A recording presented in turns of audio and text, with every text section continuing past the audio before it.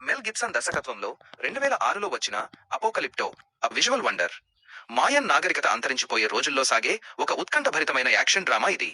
ఈ సినిమా రివ్యూని ఇప్పుడు చూద్దాం. Story line. మాయన్ అడవుల్లో ప్రశాంతంగా జీవించే ఒక తెగకు చెందిన యువకుడు జాగ్వార్ పా.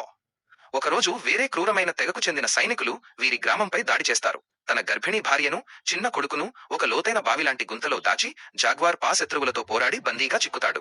శత్రువులు బందీలందరినీ తమ నగరానికి తీసుకెళ్లి వారి దేవుళ్లకు బలి ఇవ్వాలని చూస్తారు.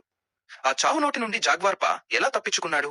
తన ప్రాణాలను పణంగా పెట్టి అడవిలో దాగి ఉన్న తన భార్యా పిల్లలను ఎలా కాపాడుకున్నాడు అనేదే మిగతా కథ. Plus points. What works well. అద్భుతమైన స్క్రీన్ ప్లే మరియు వేగం. సినిమా ప్రారంభమైన అరగంట తర్వాత కథ పుంజుకుంటుంది.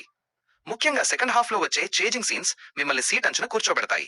సినిమాటోగ్రఫీ మరియు లొకేషన్స్. మెక్సికోలోని దట్టమైన అడవుల్లో ఈ సినిమాను షూట్ చేశారు. ప్రతి ఫ్రేమ్ చాలా సహజంగా, అద్భుతంగా ఉంటుంది. నటీనటుల నటన. ఇందులో నటించిన వారంతా దాదాపు కొత్తవారే. స్థానిక గిరిజనులు. జాగ్వార్ పా పాత్రలో నటించిన రూడీ యంగ్బ్లడ్ నటన, అతని శారీరక శ్రమ అమోఘం. నేపథ్య సంగీతం, బీజీఎం. జేమ్స్ హార్నర్ అందించిన సంగీతం సినిమాలోని తీవ్రతను, ఉద్వేగాన్ని 100 రెట్లు పెంచింది.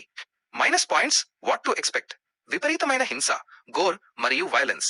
ఈ సినిమాలో రక్తం ఏరులై పారుతుంది. తలలు నరకడం, గుండెలు కోయడం వంటి అత్యంత క్రూరమైన హింసాత్మక దృశ్యాలు, వైలెన్స్ చాలా ఎక్కువగా ఉంటాయి.